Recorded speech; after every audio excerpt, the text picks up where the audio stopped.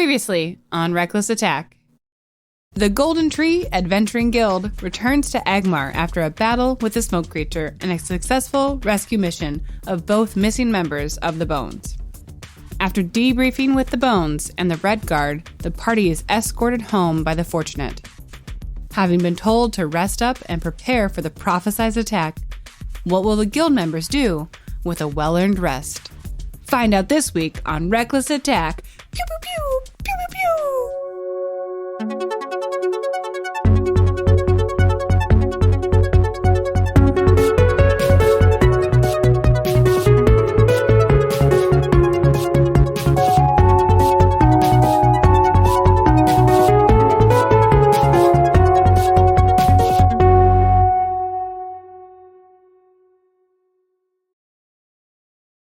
Hello, everyone. Hello. Hi. Welcome to another episode of Reckless Attack, a Dungeons & Dragons 5th edition actual play podcast. I think I still did it out of order. It doesn't matter. You got it. Sounded right. I can never remember. It's Dungeons. Is it a 5th edition Dungeons & Dragons? Or is it Dungeons & Dragons 5th edition? I think it's a 5th edition Dungeons and Dragons Well, that's not what I said. podcast.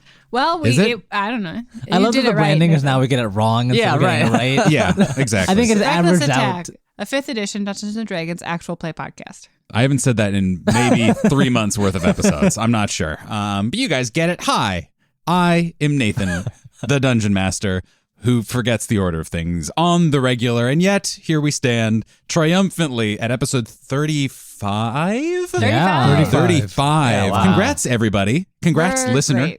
for having made it listener. through however many hours this translates to, roughly 35, I would imagine, give or take. But yeah, congrats. Great job, everybody. 35. That's nuts. We're almost to, 30 to I almost said we're almost 36, as if that was like A huge meaningful. You're not wrong. Right. And it's like, well, wait, hold. I was thinking in like months terms. It's like, no, that's not. Okay, all right. Well, that's fine. Anyway, please, person to my right, please save me as I continue to flail at the intro.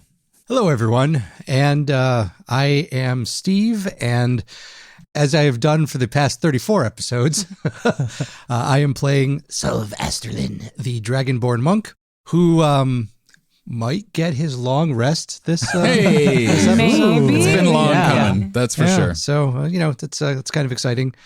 To my right, Hi, everyone. I'm David, and I play Kaskrin Brightmane, the Dwarven Warlock, who is also very excited to potentially sleep. To do a slap. Maybe, perhaps. We'll see.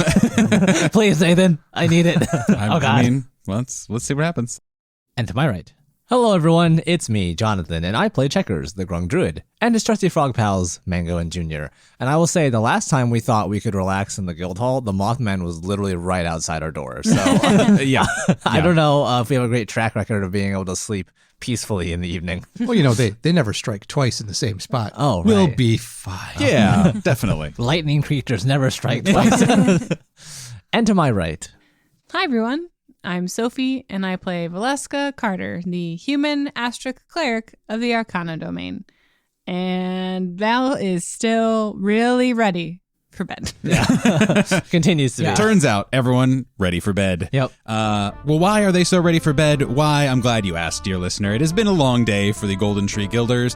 They went outside of the walls of Agmar. They have fought a horrible otherworldly beast. They have fought an untethered member of the Bones. They have rescued people. They have trekked. They have overcome natural obstacles in their path to arrive safely back within its walls, all within one day, successfully saving the missing members of the undead guard of the Red City of Agmar, the Bones, and are now finally back in the guild hall and able to take their rest. They have been informed by Nomgar, one of the lieutenants of the town guard, that because in a couple days' time, lest we forget, the Mothman is still out there. In a couple of days' time, you believe the Mothman is going to attack at the festival during the day of returning. You guys have just re-entered the building. A burga cry has rung out through the hallways, and you are hit with this wave of comfort and of kind of the warm light of the candles bouncing off of the wooden interior of your guild hall. you see Berga emerge and is clearly thrilled to see you guys, and says, "Oh, come in, everybody, come in. Oh, it's so good. How is everyone okay? What happened? Berga, we're back. Hey. Yeah. Oh, please, come in. Put your things down. Put your armor. I will collect it. Don't worry. Just take a load off. Go. Do whatever you need to do. I guess. I won't tell you how to relax. You get it. But it's like so fucking pumped that you guys have made it back. Well, I feel like for Berga, it was probably highly anxiety-inducing to watch us walk away. Yeah. I mean, as you guys would know, the last time members of the Golden Tree Guild walked out of this guild hall outside of the walls of the city, they did not come back. Mm-hmm. And you guys just did. So she's hyped, is the point. And we're hyped to see her.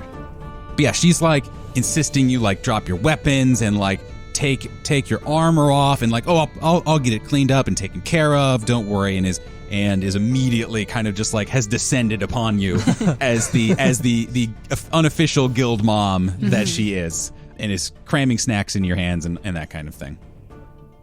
Val is happy to just kind of be shepherded by Berga in that way, and will like answer all the questions that Berga is rattling off at her. Yeah, she comes on like that initial like, oh my God, what happened? What was going on? And she kind of like pulls back a little bit on that. She's like, well, they just came back in. Let's slow the roll. I was gonna say, actually, so for Checkers, this is kind of a lot right now. It's like this blanket of like attention has come over him. So he and Mango just see like the open window in the corner and just like leap out of the window.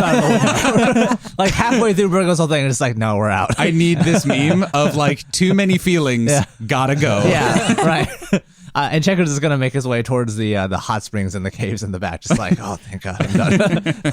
But yeah, so we don't have to go through it again. She steps back, but Selv will give a brief rundown of what happened. Like we found the untethered, found the bones, brought them back successfully, and a further detailed story can be given tomorrow. Yeah, absolutely. And she is happy. She would almost feel bad for having asked. Truth, honestly. Kaskrin is just like tickled pink that Berga is like so energetic and welcoming. He's like, yeah, like, he wants her to like help him get his armor off, and like, he likes being fed things. Like, this is wonderful for him. Just crams a sandwich in your face and like rips off a pauldron. Yeah, he is ecstatic to be here. So essentially the night progresses. You guys stay conscious as long as you feel the desire to be conscious. And what does winding down for the evening look like, you guys? Again, after Berga has like done all of the Berga things that she wants and needs to do for you guys coming back.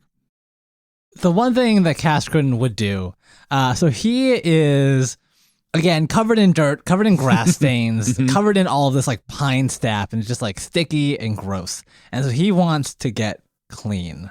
He is going to also pop by the hot springs in the back, but he's going to go to Etris's workshop first. Okay. And so when are we in the same brain we're in the same brain right now. I'm imagining, so if no matter what it is that you're doing, I'm imagining that you both have independently this idea and like go about, maybe you drop your stuff off of your room or whatever, and then you both emerge and then like step to Etris's door and like realize the other is also there. Etris's door opens up and Checkers is there. Fancy seeing you guys here. But Kaskrin has gotten something from Etris, and so he takes it and he goes to the hot spring, and he has a nice leisurely soak and is like washing himself, cleaning off all the grime. And when he finally gets out, nobody's seen him for a little bit. This might be like after Checkers has been there maybe, but he's been like cleaning himself, and more importantly, cleaning his beard. Yeah, getting all of the sap out of that. And so normally he's got it, in a tight braid, like it's very proper looking. But when you see him, like, again, he has gotten the experimental shampoo to clean the stickiness out of it. Oh, I thought it was going to be some kind of beard oil. Yeah. That would also be on the table. That would also be very good. But much like you have like really good shampoo that's like it makes your hair like shiny and like very like velvety and everything. This is now his beard hair is like 2 feet long. So whenever he moves, it like sways a little bit. like he's in a commercial, just always slow motion. There's like a soft breeze kind of billowing through. He like turns the corner and his beard just like wafts just sensually, luxuriously to the side. Look at me now, back at the hot spring. Now back at me. Yeah, exactly. Oh no, I'm definitely thinking early 2000s herbal essences Mia 100%. Hamm commercial. Yeah, that's exactly what I was also picturing. It's just like you could just run your fingers through it and it would just be incredible. But that is how he relaxes. And I know we glossed over the conversation with Etris, but I'm imagining actually what it was is you knocked on the door and Etris responded and you said like, oh, can I get the shampoo? And there's just like a complicated like tube system that just like, he doesn't even open the door. It just like shunts down right in front of the door and it's just like, is there. So he doesn't even have to open the door and step away from what might be a volatile situation at any given point. Mm-hmm. And what are you doing, Val, over in that direction? Val would probably take a little while to get to Etris. She's going to like take off her armor, go to the desk of doing, like write up her own report because she gave the other one to Nomgar. Journal for a little bit, like write down a few notes and things. And as much as she does want to go to bed, she feels like she needs to like relax a little bit more before doing so. So she goes to Etris to ask for a root beer. Now, I'm imagining that Checkers and Kaskarin are both, I don't know how long you guys are spending there. I'm imagining a good amount, good amount of time. I mean, Checkers has a hammock, to sleep in the hot spring. Right, exactly. But for that, Etris's door would fucking blast open. And you can see he is barely leaning out of his weird little hut where he clearly has an arm still doing something. Stirring something. Exactly, stirring or shaking or both somehow. And he's like, glad y'all are back. Burger kept me updated. That's great news. I appreciate you. I gotta pay attention. But fresh batch, here you go. Add a little bit of cream to this one. Give it a try. Ooh. And then he just like pushes it out and then slams the door. And then there's a pause. And then one of those little like eye hole flap things shift open and you can see his eyes are poking out to watch you take your first sip. I'll take a sip. I'm assuming it's delicious. It's great. It's fucking great. It's like that Coca-Cola commercial where it's just like the and like you can see like a whole body reaction to how refreshing and there's a lot of advertising. Yeah, right. I'm like, what products do I use? Yeah, exactly. And then as soon as that happens, the eye swatch just like slams back shut, and then you hear, and that's it. And so Val will take her root beer to the hot springs. Everyone's going to the hot springs. Yeah, right. How else are you gonna wash off? Yeah, right. That's a good point. So she will take a soak, relax, leisurely drink her cream root beer, and after that's done, head in the kitchen, say goodnight to Berga, because I'm assuming she's still up and around. Oh yeah, absolutely. As long as some of you guys are awake, she is staying awake for tonight for sure. Yeah. So Val will like chat a little bit with Berga and then make her way upstairs, go into her room, and she probably like changed into her pajamas right after the hot spring. So she just like goes and does that like belly flop onto her bed, but then is startled because there is a squawk of a chicken. And to remind not just the listeners, but everyone at the table, because we were talking about this earlier and totally forgot, why is there a chicken in Val's room? Because Checkers procured a chicken for Val. It was a gift. And Berga has not had time to get somebody over to the guild hall to build the chicken coop that Val requested. Yeah, it's been busy. Yeah. So Val, regains her composure and will make like a little nest for the chicken in like the corner of her room, because she thinks for a moment about like putting it outside and then remembers Taroth is there. She's not afraid for the chicken, but it's like, You're still why reading that take that situation. chance? Yeah. That's fair. so she like tucks the chicken into like a little nest in the corner and then starts going to bed. I will say, Checkers procured probably the prime chicken from Ooh. Gary Carr. So this is a very Gary Carr, the chickens Gary Carr, the chicken czar, knows how to train his chickens. Train them. These are circus chickens. This is a very well-behaved chicken. It was just very startled when it first showed up. I'm sure it was like nestled on the bed. So Yeah. Val like plopped down and it got like shot in the air. Yes. So when you give it a nest, it like just kind of nestles in and just sleeps sound. It's like puts its face just like into its body. Yeah. And then just like closes its eyes and falls asleep. I was not Amazing. ready for Gary Carr, chicken czar deep lore to emerge in this episode. He's a chicken trainer. Fascinating. I guess I know what NPC I gotta fucking bring up now sometime in the next couple sessions. Shit. Anyway. And Selv, what are you doing to get ready for the evening? Well, first thing Selv will do is probably sit down and eat something. So whatever Berga has ready. is just- Too many things is the answer. She has too many things That's ready. good. So Selv will eat, then politely excuse himself, and kind of go up to the room and I guess put on his. I don't know, swim gi, I guess. Sure. I We'll don't say know. that. I don't know. But just a kind of like a pair of loose fitting pants and Fucking just board shorts. Sandals. flip flops. Yeah. And kind of grab like a towel or something and just head down to the hot spring because he just kind of needs to soak. Is the hot spring, is that normally, like if there's people down there, I'm assuming there's kind of like torches set up so it's lit? Well, I imagine too, like part of it might be in the cave. So like part of it is lit by the bioluminescent mushrooms. Yeah. So like part of it's always kind of in light, but it's Okay. also in a cave. Yeah. Okay. So it's I would say a combination of both. But yeah, definitely there'd be, right. especially if anyone was using it. Yeah. There'd Yeah, you could everyone's torches using it. and stuff. If Val's Yeah. using it, she's at least casting light. Yeah, that's true too.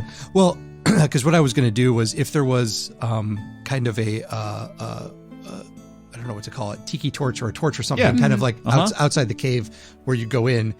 And so as Selv goes by, he kind of gestures at it and increases the radius of the light quite a bit, and then also makes it more like tinted blue, Ooh. kind of more of kind of like what he's used to up in the mountains of like everything kind of having that blue tint to it, and then walk in and somehow didn't notice before, but now there's like his entire entire party is in there, and it's like all right. I feel Makes like sense. the hot spring is big enough though that like Oh. we could Oh, each yeah. be in like A Val corner? is definitely off like in a corner, like her head barely above the water, and she definitely asked Etris for a straw that's like an articulated one, so she can like lock it in place where it's in the bottle, but then like makes a perfect like angles down to her It's mouth. like a connects. Yeah. but a straw. Yeah. Yeah, absolutely. Etris definitely made that. Yeah. 100%. Is Checkers there? So Checkers probably got there first, but then also has been soaking in there long enough to be done, essentially. But he, Mango, and Junior are all kind of off to the side, just laying down, basking in the warmth. So it's Mango's laying on his back, and then Checkers is laying on top of Mango, just on his belly, and then Junior is laying on top of Checkers. So it's just like this large, warm stack of frogs off in the corner. Amazing. So, Perfect. kind of what I imagine is the light increases from outside the cave, which then illuminates part of the hot spring inside. And when Selv walks in, he sees kind of the little areas where people were because there's like around Checkers, there's just like dirt floating and stuff. And then like around where Cass was, there's this soap, Yeah, kind of like there's this bubbles. soap ring and bubbles. And then kind of around where Val is, there's just whatever, because I don't imagine she has been scrubbing. She's just kind of like been soaking. Val really just like was existing. soaking. You can just see like the root beer and the straw. Yeah. The metal Yeah. straw. Yeah. And exactly. so he kind of like looks, and then finds where he's gonna kind of sit down where there's not stuff floating, and then it's like that was a mistake, and then kind of like puts the light back to normal, so he doesn't see all of the weird stuff floating around everybody else. Fair enough. And then Fair enough. and then gets in and just sits in there for a little while. Excellent.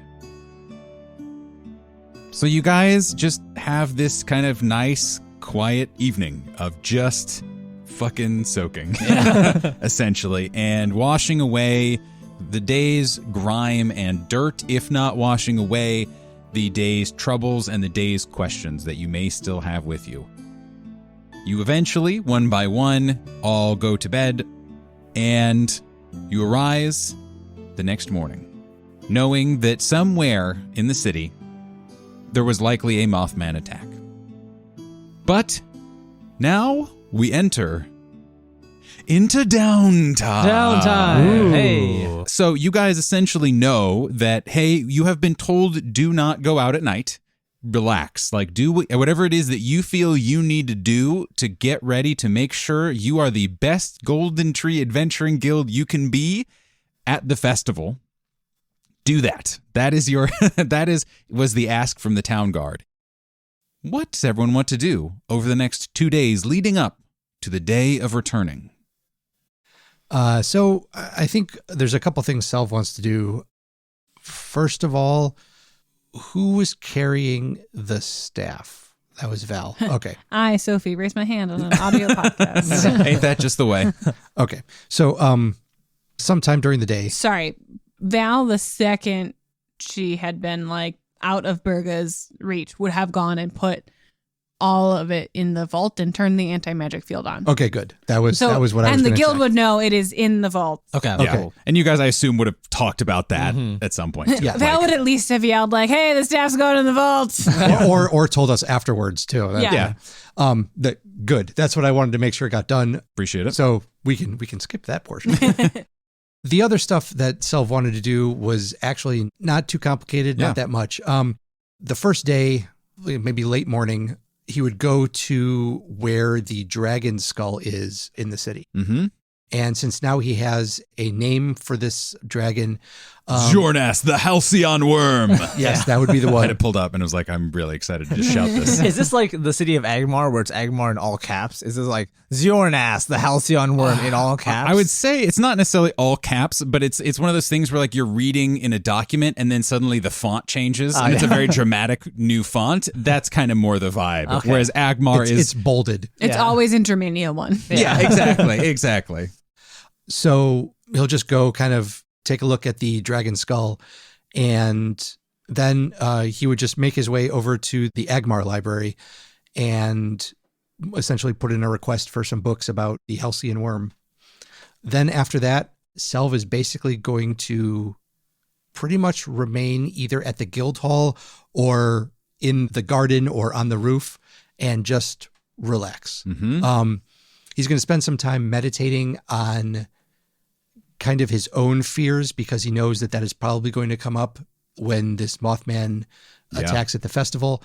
And so he's going to do some meditating and kind of try to confront his own fears while still being in kind of an open space. Yeah, right. to meditate on his fears Yes, as to opposed meditate, as opposed to confront. The only other thing he might do is talk to Berga, unless this is something Val has already done, and ask Berga if she has anybody that she trusts, or if she can do this herself, to be able to identify the magic items. So I think Berga would actually tell you Azan would be the person to... Okay. Well, and not just necessarily any specific magic items, you know, if you were to be like, this staff, but essentially she would be like, she probably was the one who pointed Kaskarin towards that direction. So he's good with anything that we come across that would have these super duper magics. Yeah, exactly. Okay. But again, there might be other people in the city, but that is the one that she knows and knows to... It's kind of one of those things where, like, you know, the really rich people don't really care about, like, oh, someone else coming in. Like, he has so much other magic item stuff that he's trustworthy to not, like, swindle you out of this one, you know, where like he has a business to take care of and his reputation is important. So even if he's a little sleazy and will try to upsell you on things, like he'll tell you the real stuff because he will want it or not want it. Mm-hmm. All right, sounds good. For right now, that's all I can think of. So that's kind of what Selv's doing. Absolutely. And this is all, I'll also remind you guys, especially for Selv, who's going out to look at the giant skull of Zornas, the Halcyon worm, which is in the middle of like the town square, basically, or the city square.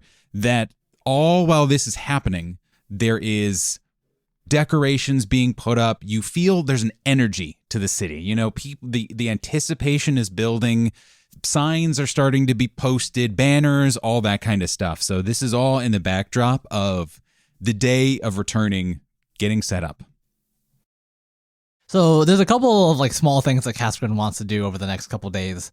In the first day, he would go around to the different people that have been attacked by the Mothman. You know, he wants to check on the dwarf. He wants to check on the librarian. He wants to see if he can find Alareth and just like kind of just check in and see how everything has been happening. And we'll spend a little bit of time making sure that everyone's okay. As part of that, I would say you would find out what happened the night before with the Mothman, as you're kind of checking with people who are in the know, basically. Last night's attack did happen, and everyone who you talk to has a very weird way of describing it. And the weird consensus, the victim being attacked by a dark alley, meaning the alley itself reached out and grabbed someone and attacked them. And the town guard had to go into the alleyway where it was pitch dark to try and fend this creature off, and did so somewhat successfully. The person is, you know, not as saved as you guys have previously saved people, but was stable, certainly frightened, but not dead. Not in a coma. Gotcha. So he also, you know, goes back to the guild hall and gets his gift from Checkers as well, which is a bag of some sort of holding that has a guild logo on it. And the logo is a bronze bird. So clearly not the golden tree, clearly not the verdant wave. And he is going to try and return it. As a good person, he is going to try to find the rightful owner, or at least find the building that it's supposed to go to. Okay. If you ask someone, you'd probably be able to find it. Or just like, I mean, you could just take this as an opportunity to walk around the city. Yeah. Right? Eventually, on kind of the other side of town, actually in kind of more of the uptown, fancier side of town, you eventually kind of see, much in the same way the golden tree has that little sign that essentially has your symbol on it. Mm-hmm. You suddenly come across this symbol. And again, like you said, it is a bronze bird. And underneath it actually has kind of like a second sign that has words on it in Pentarchy standard. And it says the resplendent spear. Cool. So what happens is, go ahead. I assume, how would you approach it Cass and is go just from gonna there? ding dong ding. Yeah, Cassian's gonna drop it off and like talk to the office admin for a little bit and just say like he found it on the ground somewhere, like someone dropped it, and he's just doing his, you know, he's not gonna go into too much detail. He's just being a good Samaritan. Yeah. So the admin's just like, wow, that's surprising. It disappeared in a very specific way. Like, it's very clearly stolen. You know, like how did you find it? I found it on the ground. So yeah, you will say that they also have an office admin who is a very prim and proper elf. Who is very formal in talking to you and avoids making any direct accusations, but appreciates that you have dropped it back off. And the last thing that we, the players or the viewers, will see or hear is you hear a voice, Kaskrin, okay, coming from around the corner. We'll say this is like maybe towards the end of the second day or something like that. You hear a voice come around the corner, and it says, "Wait, did I hear someone say that my bag is back?" And we'll cut from the scene there. Okay. Anything else you'd like to do? Just one last thing. Yeah. So Kashgrin would start now writing up his own report of what has happened, and part of that would also include dossiers of some of the people that he's met. Mm-hmm. because the Golden Tree's records aren't very good, he's going to start filling in some of the blanks. But instead of working at the conference room table, he's going to check out what all this desk of doing nonsense is about. And he's like sitting there being like, whatever, it's just a desk. Like, I don't get it. Until like he's been writing for like an hour, 2 hours without having to stand up. And all of a sudden he realizes like, I never do this. Like my back is fine. I can like work for 15 minutes at a time because writing reports sucks normally, but like what everything's done, like this is incredible. Did you ask for any tutorials, or are you just like, I'm just gonna sit down and I'm gonna use the desk and like whatever? Yeah, he's just gonna sit down and use it because he's like, whatever, it's a desk. I don't. But yeah, he starts like writing, and all of a sudden, 2 hours have passed, and it's just like, it's all done. Wow. Oh my God. Perfect. Excellent. And that's it. So Checkers spends his time kind of split between two activities. The first is an old favorite, people watching. Yep. So he and Mango and Junior love to just spend their time up on the rooftops of Agmar, just kind of watching the people go by. Especially in Agmar too. There's just a lot of people coming in and out, especially in the main area. So he's just really enjoying, and the whole time he's like doing some sketches. He's keeping an eye out for people who look maybe a little bit too fancy for his taste. Yeah, for his taste. And he like draws like bad pictures of them, like someone with a nice hat walking down the street. He's like, that person looks weird, and he just draws like a really bad picture of this person with like a really enlarged hat, and like tries to like sneak it into their pocket. I just got an amazing just picture of him sitting on like a ledge of a roof and just his little feet sticking over and like kicking as he's just drawing and like leaning over to Mango and being like, hey, look at him. Yeah. What an idiot. Yeah. What a jerk. That's exactly what happens. What happens. I also imagine these like stories popping up of like the Agmarian stealth artist. Yeah. Like all Banksy. of a sudden people just have artwork of them like in their pockets. Yeah. And trying to figure out where that stuff comes from. Right. It's always just like a really bad crayon drawing with a little frog face in the corner. It's just like, why do these keep popping up? Yeah. But the other thing that he does, and he has a very very love-hate relationship with this particular activity, but it is homework. Oh. So in the months spent with Valeska, he has kind of started to understand the value of an education. Of homework. Right. And it's like one of those things where it's always in the back of his mind, and he never wants to do it, but he knows that he should. So he, at some point in the past, like went to Val and was like, I need to learn how to write. Can you help me? And, Valeska, being the gracious individual she was, hopefully set up a whole like lesson plan. Oh my gosh. If this had been a request, Val would have made like several binders. That's hooked on frog. I know. I was going to say, I was going to come in with it too. And she would make like in the map room, like a little checker shelf where it's just like numbered binders of like binder number 1, like finish this, like Val will come back and grade it when it's done.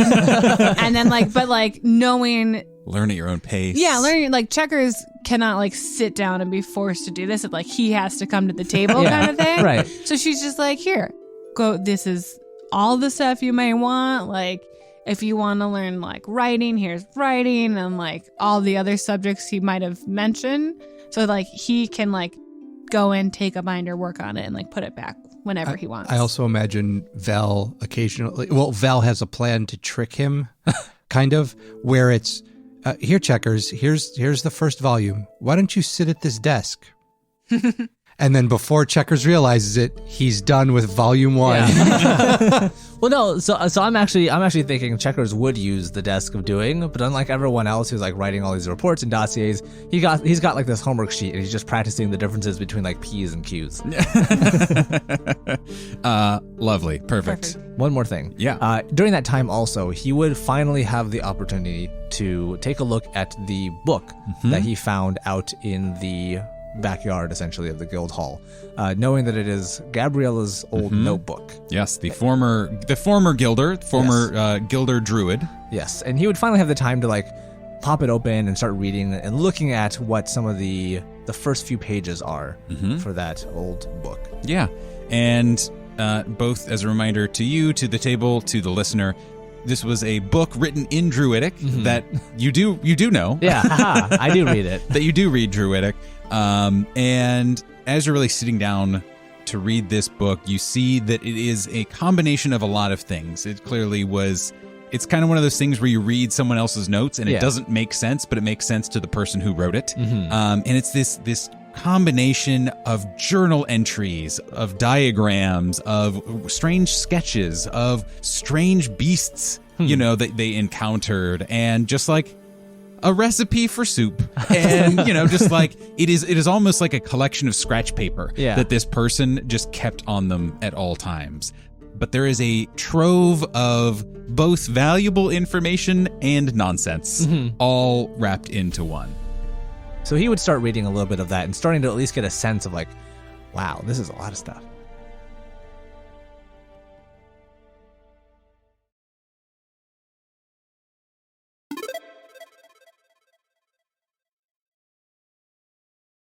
Hi, everyone. This is David with the mid-roll.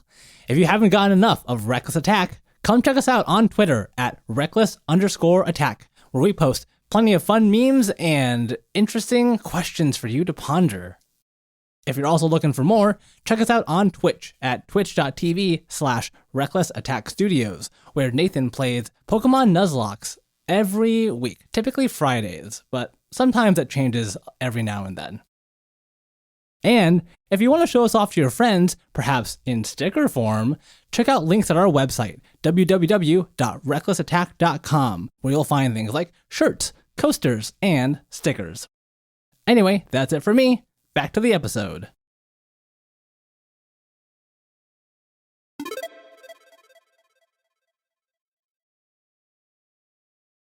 Sophie, what does Val do on her couple days in between here? Yeah, Val wakes up from like such a deep sleep. It was like she hit the bed and then immediately woke up. Like where normally when you go to sleep, like, oh, you're like... There's drifting. And you're like, oh, I'm not falling asleep. There's like that time, but it was like she immediately fell asleep and then immediately like woke up. Yeah. Colaprico, the chicken in the corner, is just like... and like waking her up.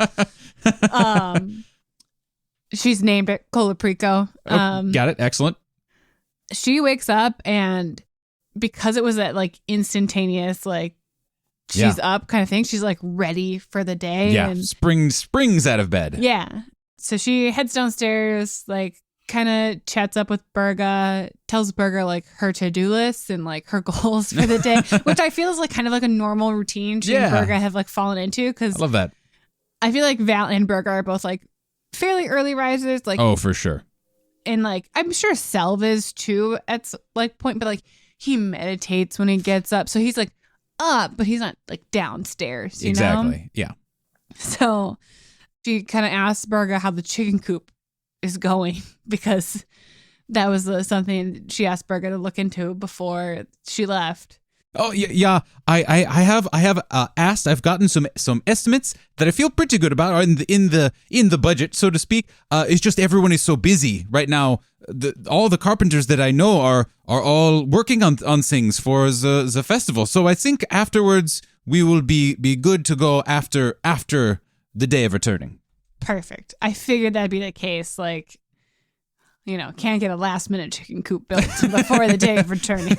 Everyone knows that. That's an old Agmarian saying, is don't try to build a chicken coop for the day of returning. Exactly. Classic. Mm-hmm. But then kind of the more immediate things is she wants to connect with or get the information from the Mothman attacks and see if she can figure out, based on the attacks and the information, narrow down like what might happen with more information from each attack.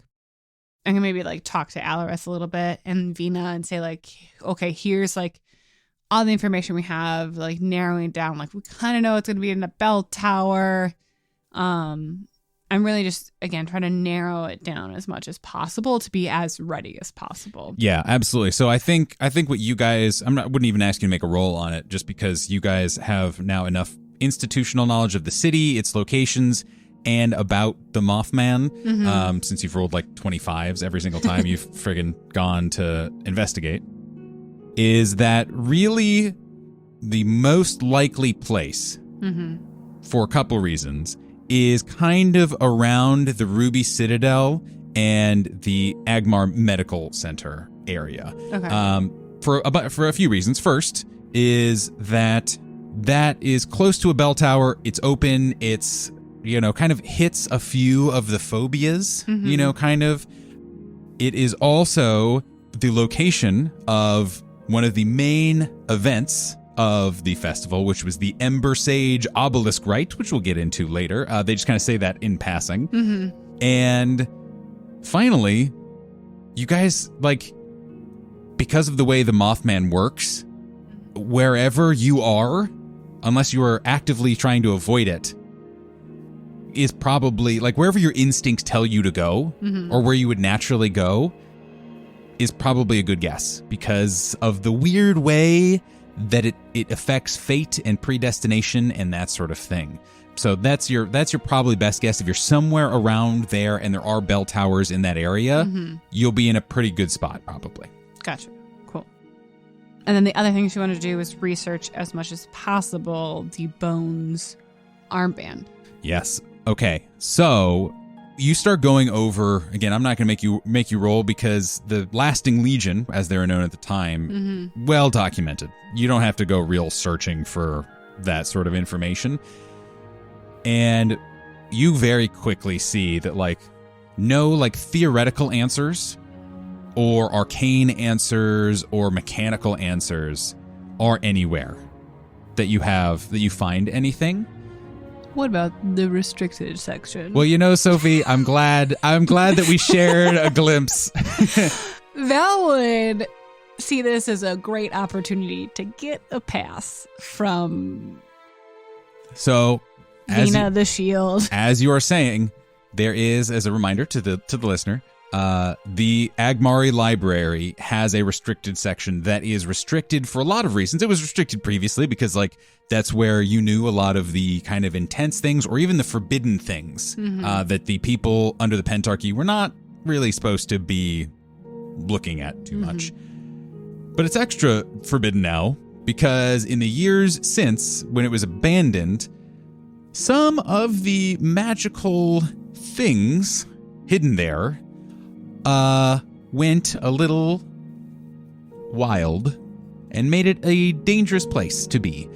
So much so that it is literally sealed behind a vault, and there's caution tape and those velvet ropes around it. Please do not go past this rope. And so entry there, no one goes in there. That's the level. But Val, your instincts tell you, if there's going to be anywhere in the city of Agmar, barring getting lucky, barring finding a wizard who happened to work for the Pentarchy and has deep secrets that he'll tell you for, something like that. If you're going to find an answer for something as technical and magic and truly forbidden as this, that would be where.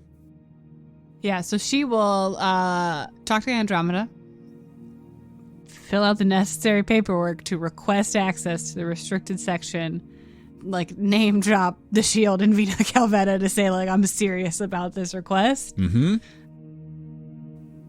even tell, Andromeda, this is, urgent Agmarian business.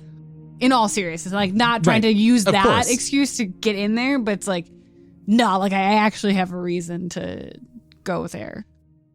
And she would be taken aback, this spider person. Well, if you say so, there's an approval process that I'm happy to get started for you. It's good to know that you have some city officials who are vouching for you. That really improves your odds, I think. So this takes a bit of time to process, especially with the festival going on, but we'll make sure to get back to you as soon as possible.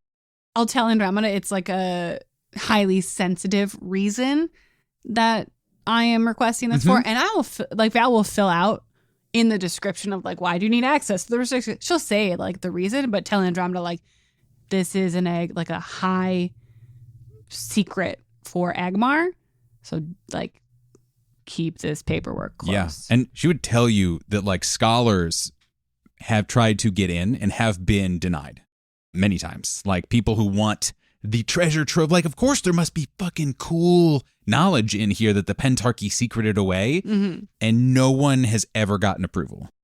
But she's like, if the Shield and Vina are both, or excuse me, Ms. Calvetta are both saying that it'll be a good idea, I'm sure that you have a better chance of doing it. But I'm happy to. And as she does, she takes your application and I'm imagining like folds it up into like a very intricate, almost like little origami kind of pouch. Yeah. Stamps it classified. Again, another arm comes around and stamps it classified.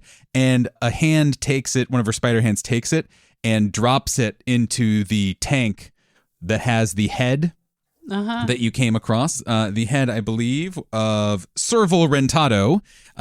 And the head, the eyes light up again. And this, you see this thing like floating down, and the head opens its mouth and just eats the piece of paper and then swallows it. And then it's gone. And Andromeda pays no attention to it and just like, we'll be sure to let you know. Again, I'm sure there will be some follow-up questions, but we'll let you know as soon as we're able. Is there anything else I can do for you? I think that's it for now. Thank you very much. Thank you for being a patron, and go about your day. Mm-hmm. So I'm guessing like the research in that took up most of the first day. So she like will plan for the second day to go take the staff to Azan. But then after a day in the library and like a little bit in the map room, you know, making sure Checkers has enough worksheets and right. Probably connecting with Cass because he's the one who got like the information from Alaras and the Red Guard. Connecting more of the dots. She will kind of take a rest and head to bed. Make sure Colaprico's still comfy in his little nest in the corn. Now that you've shared the room a few nights, you know, there's a little bit of an understanding in that apparently Gary Carr, the chickens are very well-trained chickens. Yes. So, you know. And during the day, she would have let Colaprico like out in the yard by Hody, you know, like introduce them and, you know. Perfect. Introduced Colaprico to Taroth and been like, Taroth, this is my chicken. A beautiful bird. That we must protect. Yes. And cherish at all costs. Yes. And Aunt Val does like the eyes to Taroth. Like, and Taroth meets it just like unfazed. Yeah. Like sees that you're doing it and seems as if you are just looking at it with a normal look. And then Val immediately goes to Berg and be like, please make sure Taroth does not hurt Colaprico. He will be, I will say he will not hurt the bird. He will not do anything untoward towards the bird. But they will not be in the same room together. I think is probably as safe as much as I can. I will make sure he does not. You know, Val's still figuring out Taroth's vibe, and I don't think she ever will figure it out. Yeah, I think Berg is still figuring out Taroth's vibe, and they have like an arcane magical connection, and she's still like, man, I don't know. I think I know, but then he does something weird, and then he emerges from like a drawer, and like I don't know. So I'll also say, you know, Azan would be happy, would be like, you are Valeska Carter. Do the whole thing, be like, you're my good friend, Kaskarin's good friend, and but would tell you like, he's happy to take a look at it, but it'll take him a little bit of time. You kind of have to be added to the wait list. Basically, Gotcha. But he's happy to look it over. There's a lot of paperwork signed of like it's a lot of bureaucracy in a way that I would hope is comforting to Val. Where it's like, well, there's paperwork, so we're all good. Yeah, I'm sure she probably went with Cass, like drop it off, was assured exactly of like the arcane protections and everything. So yeah, exactly. So you head to bed and go to sleep. And fucking buckle up, listener. What happens then, Sophie? So instead of dreaming, Val walks into the library of the illustrious Atheum, into the Mind Palace version of the illustrious Atheum, and storms up to a humanoid creature with one eye that is closed and gets in their face and just says, Vakri, explain. Vakri, who is, like you said, a humanoid-sized individual who's cyclopean but has one always closed eye. There is a moment as you enter the room where you are greeted with that kind of like typical warmth that you two have, of just like turning to be like, it's as if he's about to go into a whole like, Val, I have gotten these new books that I think, I got this information that I saw you were doing, going into the whole collaborative spiel that you two normally go into, and you get up in his face quickly. And he's like, excuse me, wait, what's happening? What's going on? You need to explain why a smoke creature in the middle of the woods outside of Agmar called you a traitorous spirit and sought to rip you from me. Excuse me, what happened?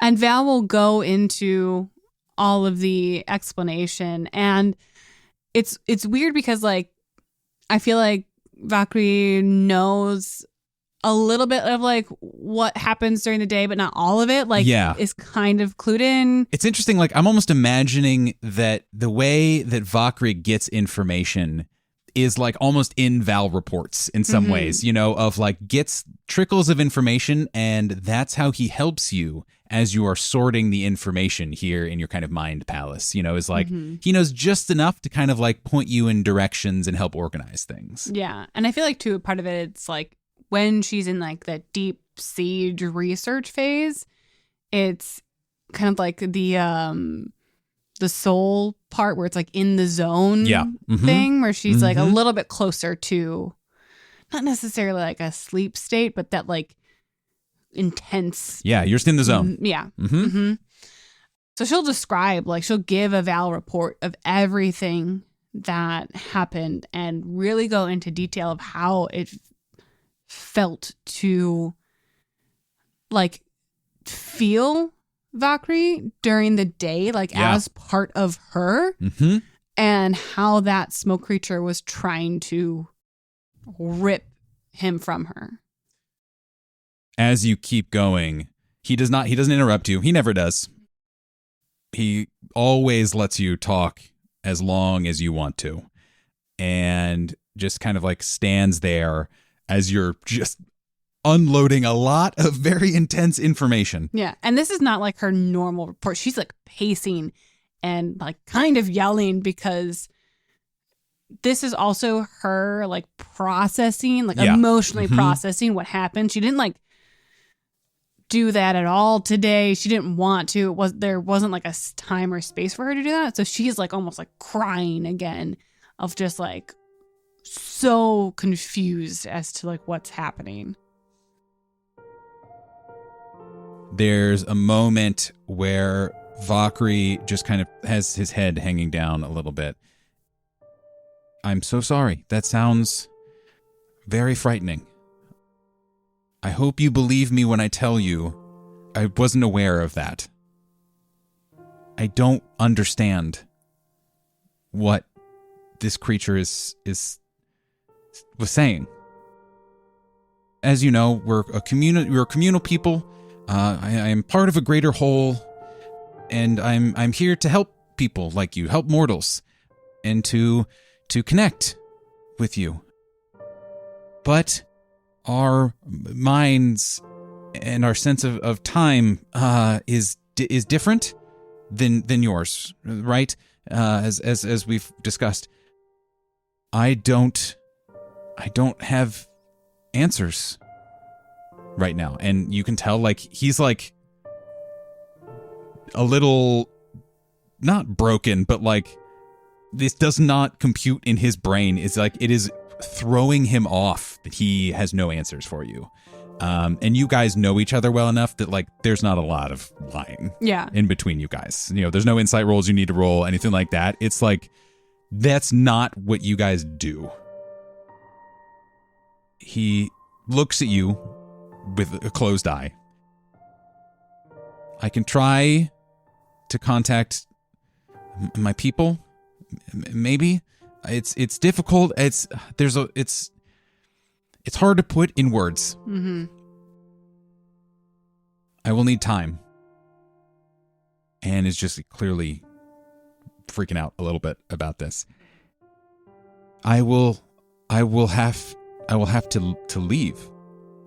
Not forever, but I cannot get those answers here. I have to go. At that, Val sits down, and it's a shock to her that that's the answer. That's the best answer. Mm-hmm.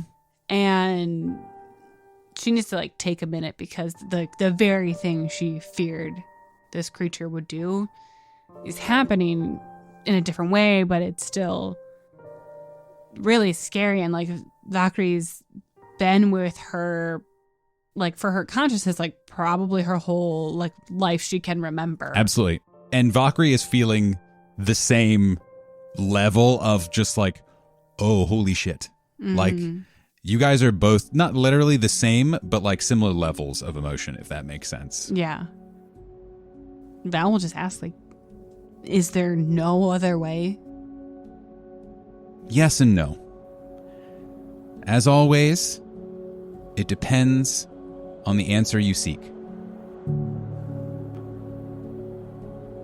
I can speak to my people by going to them.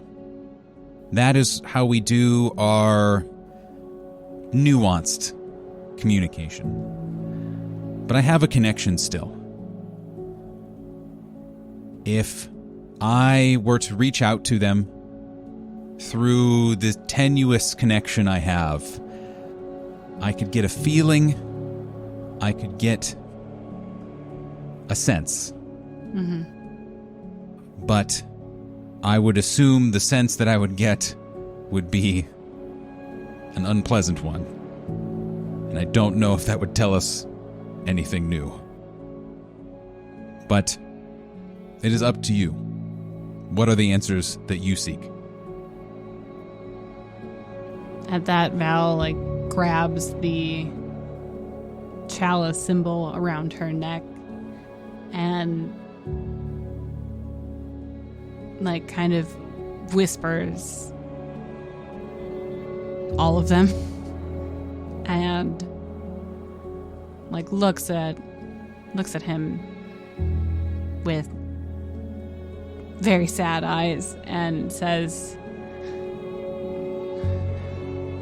I guess you have to go. He nods at you, and he puts a caring hand on her shoulder. I will come back with answers for the both of us. I will not be gone long. The space, this room, our space, will still be here for you. He just kind of straightens. I'm imagining he's in a very simple, very nondescript tunic, where it's almost so plain it's hard to describe. But he kind of straightens his tunic a little bit, makes it a little prim and proper, the weird little spirit librarian that he is. And he just kind of looks around. I prepared some notes for you about some of the Mothman information that you requested a few days ago. It should be available for your review, but I will go now.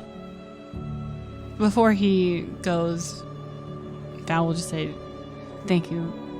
I'm sorry I came in and rushed at you. Be safe, and be sure you come back. And Val will give him a hug. He will hug you back and says, nothing will stop me from returning. And you linger for a moment, and you release, and he pats you on the shoulder again in kind of the comforting mentor way, and peer. And he turns to the back of the room. He starts walking towards a wall. And as he does, a doorway opens, and it is just this bright light hits you. It is a white light with some small tinges of blue. It's so bright, all you can see is a silhouette as it walks into the light. And then, in a wink, the doorway is gone. And you are alone in this room with a pile of books. Val sets to work on what Valkyrie has put together for her, and will kind of look through that until she wakes from sleep.